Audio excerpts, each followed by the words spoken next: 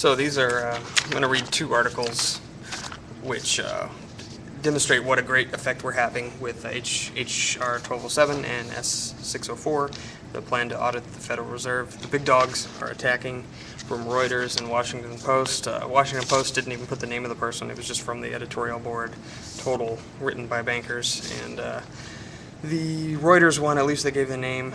And I'll start with the Reuters one. It's more boring, but it's the latest one. But you got to hear. Stick around for the Washington Post.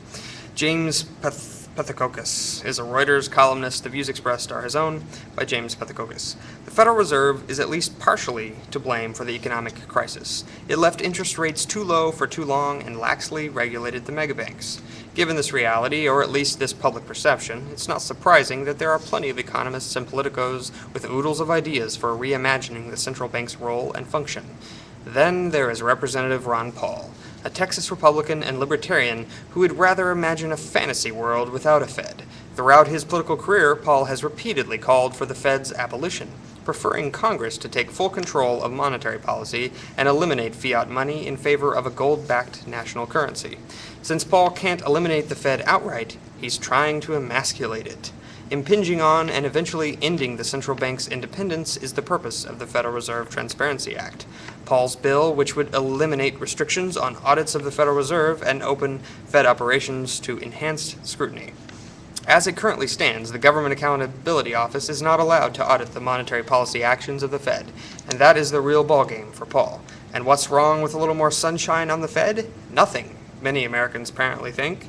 A Rasmussen poll finds that 75% favor auditing the Federal Reserve and making the results available to the public. Now, those results aren't a big surprise given the public's unease with the unprecedented measures the Fed has taken to bolster the economy, including the unpopular bailout of AIG. Another recent poll found that the Fed is the most unpopular government institution, ranking behind even the Internal Revenue Service. This unease is also reflected in the nearly 300 House members who are supporting the Paul bill. It's a worrisome level of congressional support that may be pushing Ben Bernanke to educate the public on what the Fed really does. For example, through his appearances at a recent town hall meeting at the Kansas City Fed. Of course, most Americans surely don't realize that the non-policy aspects of the Fed are already audited by the GAO, nor have they watched the Fed chairman's twice-a-year testimony. Goes on and on and on, and basically just tries to scare people, and it quotes wonderful people like from J.P. Morgan on why we shouldn't audit the Fed. Awesome. You can email James Pethokoukis, tell him what you think, since they won't allow any comments on the Reuters article. Here's the Washington Post. It has a fun beginning. Focus on the Fed. Transparency at the central bank is a serious question. It deserves a serious answer, implying that Paul's bill is not serious. The Federal Reserve Board's independence is a bit like the judiciary's independence, absolutely vital for the institution's proper functioning. It nevertheless depends on Congress and the President to respect decisions with which they disagree. In such cases, the best protection for either the Supreme Court or the Fed is to stay strictly within its legal prescribed authority and to act according to principled criteria, legal ones for the justices, technical economic ones for the central bank.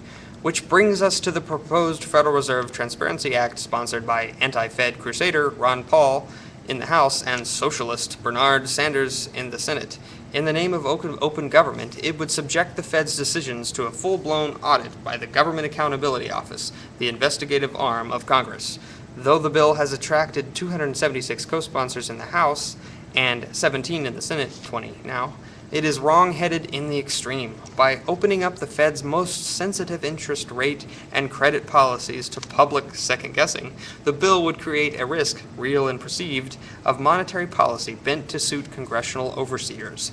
This would destroy financial markets' faith in the Fed, and by extension, the value of the U.S. dollar. Just as surely as a political audit of the Supreme Court's deliberations would undercut public faith in the justice system. However, there is a reason that this bill, unthinkable in normal times, is gaining traction now. Under Chairman Ben Bernanke, the Fed has expanded its role in the U.S. economy to an unprecedented... It goes on and on and on.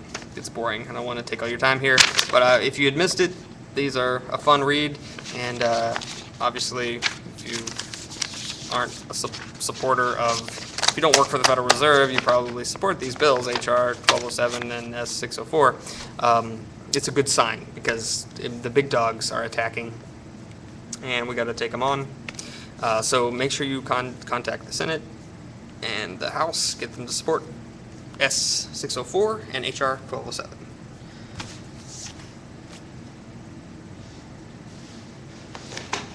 Cool shirt. See you later.